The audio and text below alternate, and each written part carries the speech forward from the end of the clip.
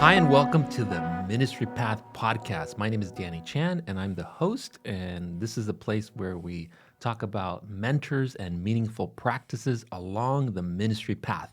I'm so excited to welcome our guest, Bob Hudson. Thank you so much for being with us.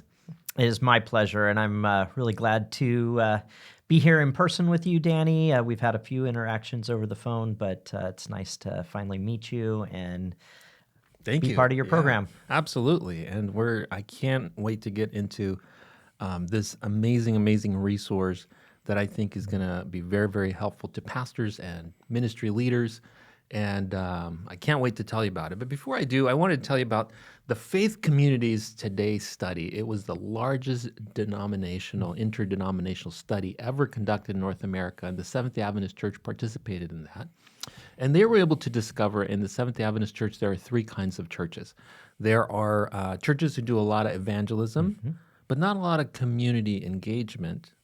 And then there are a second category of churches that do a lot of community engagement, very active in the community, but not much evangelism. They found that those two groups of churches are in decline or plateaued. But there's a third group of churches, and these churches are ones who do both evangelism and community engagement. And this study found that those churches are amazing. Can you believe it? Thriving and growing. It's shocking, isn't it? Shocking, right? That churches that are engaged in the community and preaching the gospel are thriving, it's a very biblical thing, right? Absolutely. Yeah, following Jesus. But for whatever reason, sometimes churches kind of, there's this gap that exists between churches and communities. Now, you're a pastor by profession, is that correct? That's correct, yeah. I'm not currently a pastor, but I've been in ministry all of my adult life and pastored for almost 30 years. Excellent.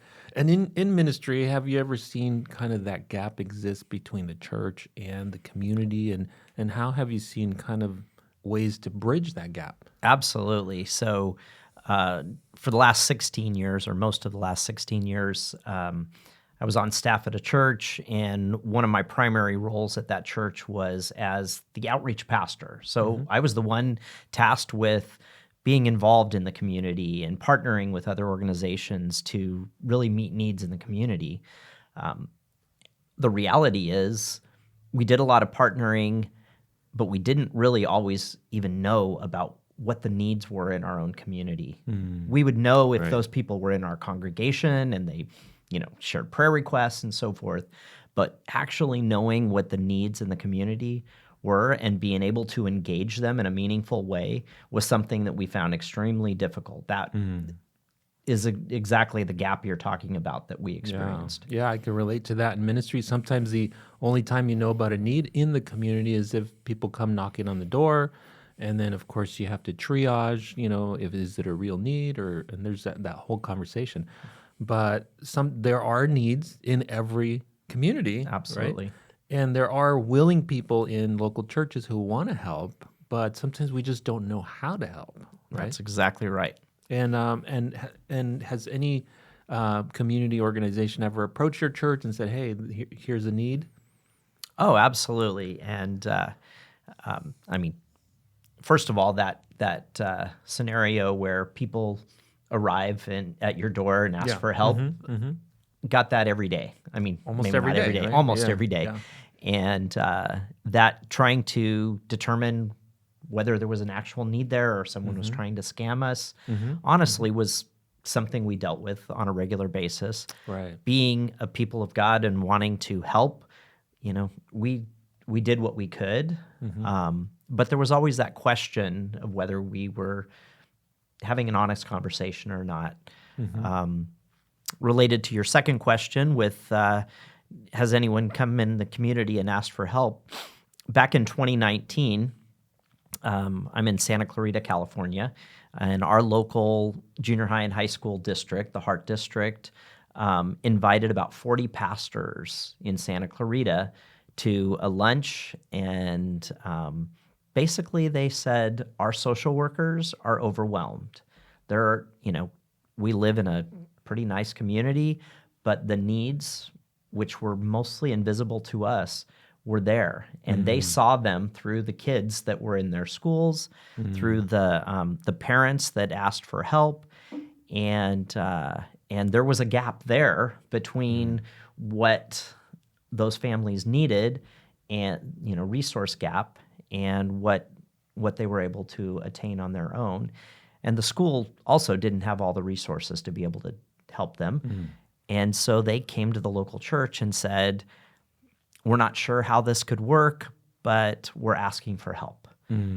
And so we began to brainstorm and try and figure out, okay, what can we do? And one of the ideas was to put together a Google Sheet and have people in the schools put needs on a Google Sheet that's then shared with the local churches, and the churches could log in and determine whether they could meet any of those needs. And fortunately, about 6 months That would have been after very that, cumbersome, it of would- course, right? cumbersome, and it would have probably worked on at a certain level, but the engagement would have been minimal, I think. Right. But about 6 months after that initial lunch, we were introduced, both the district and our church was introduced to CarePortal that I now work for, as a solution for bridging that gap between the needs in the community and churches like ours that wanted to engage and wanted to meet needs, but didn't have the knowledge of what those needs were or how we could engage with them. And so been utilizing that tool since 2019 as Wow, a church. excellent. Yeah. And then, of course, the churches and the schools were able to kind of bridge that gap through the use of CarePortal. Yeah.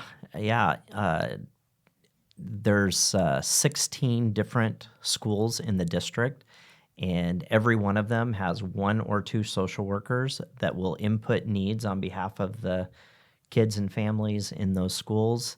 And we have about a half dozen churches in the community that will meet those needs. Wow. And that's just Santa Clarita. I mean, we're all over LA, Orange County, and all over the country, actually. Yes, But right. Excellent. So CarePortal was basically that bridge between the needs in the community and the local church. So in a nutshell, if we wanted to describe to our listeners, what is CarePortal? How would you describe it? yeah, so CarePortal is a technology platform, and it drives action for kids and families in crisis. And the way it works is a social worker, a caseworker who is helping a family, and this could be a government worker, it could be a school employee, it could be a nonprofit worker, but someone who has a meaningful engagement with a family will input that family's need with their permission. And it could be anything from beds, refrigerators, groceries, utilities, clothing. I mean, any kind of essential need that family has. They'll put that into the platform, and then that will ping via emails or texts or however the notifications are set up. It'll ping local churches and individuals who have signed up with CarePortal to be aware of that need. And it geolocates them, so it'll be the ones closest to that family who can respond then. And then offline, there will be communication between that social worker and the church member so that they can coordinate that meeting with the family, the delivery of what's needed, and hopefully the outcome is what we call a meaningful connection, which is a personal experience or relational experience that has a lasting impact on the family. Amazing. So basically, in a nutshell, CarePortal is kind of that bridge between the needs in the community and the church, but it uses an interface, a technology interface, Yes. that shows you what the need is, and it also solves the issue of, hey, is this a real need because you're partnering with social workers. Is that what you're Yeah, saying? so social workers who have already vetted the need. So the needs that you see on the platform can be trusted, Okay. and that is our promise to the churches that we're partnered with. And then on the other side, we have an obligation and a promise to these agencies that we're going to train those teams of church workers so that they don't go in blindly. They'll have an understanding that these families are dealing with trauma in many cases. To have an understanding of poverty, to make sure that the dignity of the family is maintained, Very important. and so that the best possible outcome. Because the last thing we want to do is to turn this into a situation that creates more trauma or more difficulty for that family that's already been through it. Right, right. And so what does that look like? Let's say in practice, the cycle is the social worker identifies a need and then posts it on the CarePortal site. Right. And then does somebody at the local church, could anyone in the local church see it, or only the people who are signed up? And what is the way that they interact? So the needs that are put on the platform are actually public. So Okay. anyone, anywhere can see those needs. And we don't put there's no personal information on there, no names or addresses or phone numbers or anything like that to protect those families. But anyone would be able to see them. Now, as far as who would be able to actually help the family, there is it would have to go through a church that has signed up with CarePortal, and that church would have to have trained those people, either using our training or whatever their internal, in order to be able to meet that need physically. Okay, excellent. And so these church leader, and like let's say there's a point leader who would kind of facilitate that for their church, and Right. then work with the church to say, hey, here's a need. Is the church the only one responsible to meet that need, or are there other ways to meet that need? So there are a number of ways that a need gets met. Ultimately, a church member needs to be what we call at the point of care. So the one who's actually delivering the care. We call this care sharing because it's in a lot of ways it's like crowdsourcing. We're crowdsourcing care for these families. But businessmen, philanthropers, lots of people can contribute towards the need. And we have a lot of really great partners here in LA County who financially will meet needs. But we always require, again, trained church members to be the ones who are actually delivering on that care. Okay. And so I love that the point of contact will always be a church member. Correct. In that community. And so and it seems like that's kind of one of the things that you love about this is that the point of care person, right, is the local church, right? Right. That's part of our mission. Yeah, we're the hands and feet of Jesus, and this gives us legitimately a way of doing that on a regular, ongoing basis. And then our hope is that it doesn't end at that one moment, but that we develop some kind of meaningful connection, ongoing relationship with that person. And obviously, we're not forcing ourselves on anyone. But if they want further communication, maybe they have further needs, then those doors are open for that to happen. Right. And that all happens offline. That's not part of CarePortal. We're just opening the door so that those things can happen. Yeah. And so churches all over are meeting their neighbors, right? People in their communities who have needs, and then developing a connection, and that sometimes leads to a relationship. Have you ever seen kind of a connection, meaningful connections happen where eventually people get to a point, doesn't happen automatically, but get to a point where the church can become a resource and a connection for the needy families? Absolutely, yeah. And there's a number of cases where those people have, they've had a need met in their life, and they've started coming to that church, and they've developed community, and they've been baptized. Gwen Watkins, who's one of my colleagues in South LA, she's a grandmother, but she just has a huge heart for kids, and makes a point of getting involved in as many of these kids' lives as she can, and she loves to see them, in her children's ministry and coming to events, and we've seen a couple of them baptized, and it's just been, Praise God. it has been amazing. So Amazing. So can I? I'm gonna pull up my phone okay, and see if we could show our listeners. For those who are watching on YouTube. But if you're listening at home, you want to follow along, you would go to you can go to careportal.org. careportal.org. Okay, careportal.org. And then in here, eventually, you can learn a little bit more about it. But when you scroll down to kind of like the meeting a need, I'm scrolling right now, and I'm able to see all of these green exclamation points in specific neighborhoods, right? What Yeah. do those green points mean?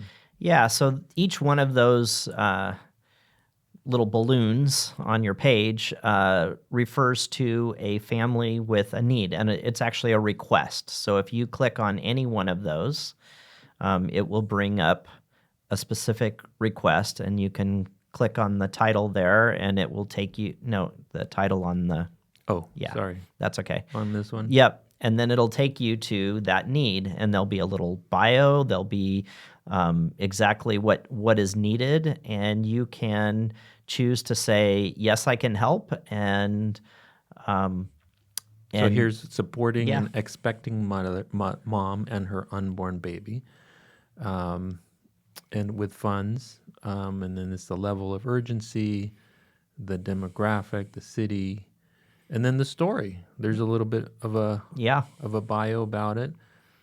And then I'm seeing here that you can say, yes, I can help. And then some other interaction. And then if I'm signed up, I may have more access to kind of more of this, right? Yeah, I mean, there's you'll be able to do more things if you're signed up, Yeah. especially if you're signed up through a church. Okay. And then the most amazing thing to me visually, because I'm a visual person, is to be able to see if I have a church in a specific city, I can see around my church what needs are in my neighborhood. Absolutely. And as you open either the app or the website, it's going to default, that map is going to be wherever you're at. So you're going to see the needs that are directly around you. Wow, that's amazing. And that's that gap, right? Sometimes we don't know what the need is in the community, but here this tool is amazingly showing us a visual representation of a family in need Right. that lives within our community. That's exactly right. Wow, that's amazing. And so who are the kinds of people that most of these cases, are they families in general, singles people, like who Yeah. are they? So our program and our platform is designed to help any kid or family in crisis. It started around the foster care system in the U.S., and that was really the kind of the heart of it. We have certainly expanded, and our goal really is to keep as many kids out of the system as we can, maintain the integrity of the family, and so there's a lot of different needs there. But any vulnerable family, we want to help so that they don't end up having the kids in the system. So I'm looking at this one right now. It says help improve a child's well-being. This is someone very close to us, a few minutes away. It says 3 sisters, ages 14, 12, and 2, live in a very small 1-bedroom apartment with their parents. The older 2 sisters sleep in the bedroom, and the 2-year-old mom and dad sleep in the living room. The 2-year-old sleeps on a couch, and her parents sleep on the floor where there's barely space for the 2 people. The family would very much like to have a set of bunk beds for the older 2 girls so that there could be room in the bedroom to put a toddler bed for the youngest child. Bunk beds kind of tends to be a recurring need. Yeah. Is that right? Beds are definitely the biggest need that we have on the platform. And part of that, obviously, we all need beds to sleep in, but that is actually one of the things that will cause social services to have to remove a child. If a child doesn't have a dedicated bed, I see. Yeah. that is a cause for removal. Now, Yeah. they'll try to get that resolved so they don't have to pull that child out. But if you have a hardworking parent or 2 parents who are doing their best and trying to provide for their kids, but they just don't have the financial resources, that's where the church can show up in a way that makes a huge difference by providing, a $300 bunk bed Right. that, most of us spend that on month in, non-essentials, right? And then I'm here. Make a difference. I'm seeing that it has a bar that shows the progress towards the goal. Right. So the point of contact person could see that, different people contributing. Eventually, you meet that need, and then the church is the one. Let's say different people contribute to this need. Right.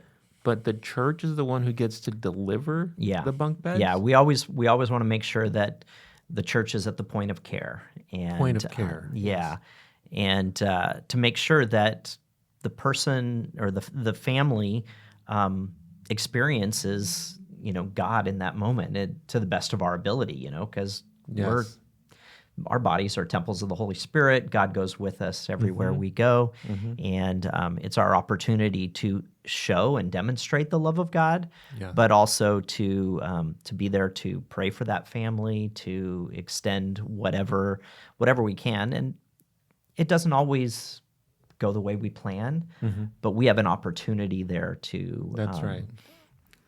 So we meet show needs God's just love. because we are asked to be the hands and feet of Jesus, but sometimes that develops into a relationship. I have a friend. You and I have a mutual friend. Yes, we do. Down in San Diego, Lanny, and she's the one who introduced me to this concept of CarePortal, and that's how you and I made this connection. Right.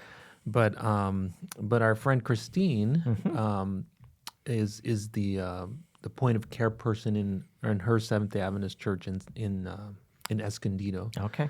And they have been making a meaningful connection with the family. They were the point of care person for their need, and then they started inviting them to come to game nights that the church is having, and then over time they developed a relationship, and it's just an amazing way for a church to be able to identify a need, for people to pitch in. A few people can give. Not any one person has to be responsible for the large gift, but for people to be involved and to meet a need in their community, and then to develop a relationship in the community. So we're seeing that it actually works. Right. That gap between the church and the community is being bridged by something like CarePortal. Sure. So thank you so much for all the different ways that you are collaborating with churches to be able to bridge that gap, to find and to connect real needs in our communities with people who may be willing to help. Right.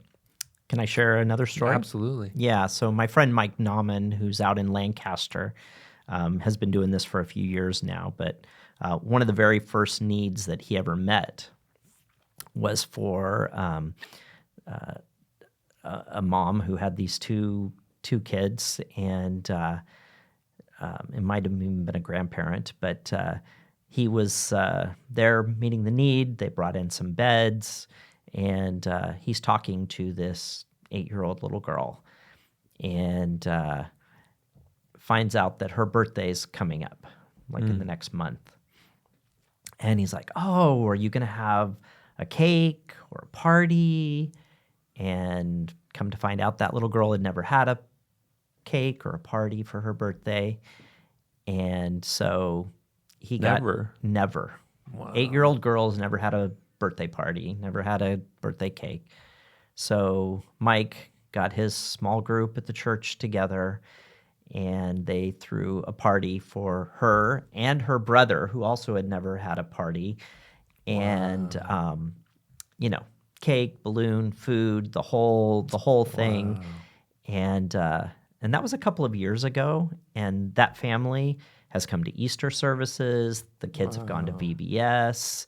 There's Wow. been ongoing relationship Amazing. that has come because that opportunity to be at the point of care, to talk to that little girl, to find out what was going on in her life. And Wow. How much does a birthday cake and balloons cost? oh, it might be $25 or Right. something. Yeah. And the impact that you have on a family. Yeah. This little girl and her brother will remember that birthday for the rest of their lives. Absolutely.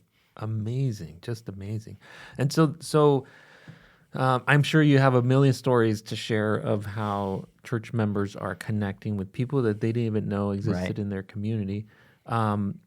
Is the mission of CarePortal specifically to expand the kingdom of God in a meaningful way, or how is CarePortal unique to other organizations that meet needs in the community? Yeah, that's a great question. Our goal is to help empower the church to be the church. So we really see ourselves as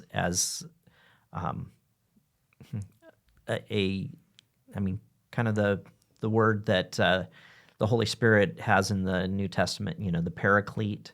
So we're coming alongside the church with tools that will help them to be unleashed in the community, and yeah, that the kingdom of God would grow and expand and be the demonstrable message and love of God that we were created to be.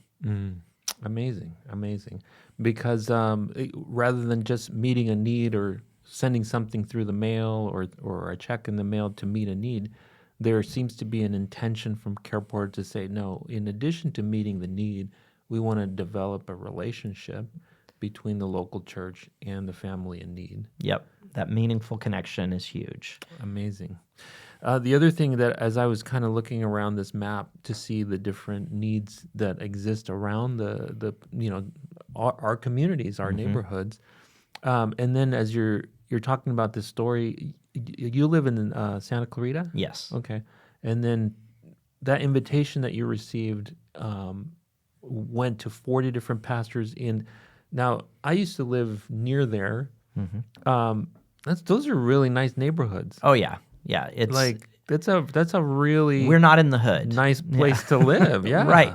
And yet the school district is overwhelmed with need. So it means that the needs exist not just in lower income, higher need or underserved Right. communities, correct? Sure. I mean, there's needs everywhere, and there certainly is low-income portions of the Santa Clarita Valley and every other community. But we're finding that just our culture and our community as it is, you could have, a middle-class family that loses a job, goes through a divorce, maybe a death of a loved one, and suddenly they're underwater simply because of whatever their circumstances may have been. And, obviously we can contribute to those things too by, XYZ. But, our goal is not to judge these families, but to really try and lift them up and help them to get closer to Jesus and that's right. get the help they need. It can happen to anyone. Absolutely. Anybody can lose a loved one or be in a position where they're not able to care. And what an amazing way to be able to respond to a real need in our communities. Right. So we want to. What's the best way that pastors or ministry leaders can get started to become one of these people who meet needs? Yeah, that's great. I would just encourage you, go on careportal.org and there's a little, one of the tabs is to get involved as a local church, sign up your church. When you do that, it will ping one of your local network leaders like me, and we'll get your church up and running. It might take a week or two, but we'll get you guys set up fairly quickly. So basically, someone like you would begin to interface with a ministry leader in the local church. Correct. And then provide some orientation or training for them to be able to be one of these need responders, so to speak. Absolutely, yes. And then it's just these needs pop up, right? They're popping every up day, every single day, right? So sometimes if you look up, that's one of the things that I find out. It's if you're looking up your church and there isn't an immediate need like today, that doesn't mean there won't be, correct? Correct. Yeah. They're just going to pop up. They're updated every day. So a need may arise just around the corner in your local church. And wouldn't it be amazing for your church to be the first responder, the point of care person to meet a need in that community? Absolutely. So we would love for you to explore this amazing resource that's going to bridge the gap between the needs in the local church and the community. Thank you so much, Bob Hudson, for being with us and for helping us to explore this possibility of partnering with you. And we look forward to partnering with you some more here in Los Angeles County and beyond. Thank you very much, Danny. It's been my pleasure. Thank you so much for joining the Ministry Path podcast. And feel free to subscribe and to keep an eye out for future podcasts as we continue to bring resources to pastors and ministry leaders. Thank you so much for being here, and we'll see you next time.